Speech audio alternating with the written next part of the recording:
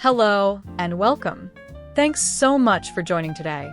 If you'd like to explore more exclusive content or connect for some extra tips and behind-the-scenes guidance, you can find the link in the description below. Now, let's take a closer look at the manual pump itself. This model is compact, lightweight, and made for everyday convenience. I'll turn it around so you can see the full design, the handle, the suction cup, and the bottle. Each part works together to make the pumping process smoother and more effective. Here's how to use it on one breast. First, position the suction cup gently over the nipple, making sure it forms a complete, comfortable seal. A proper seal is important to prevent discomfort and get the best results.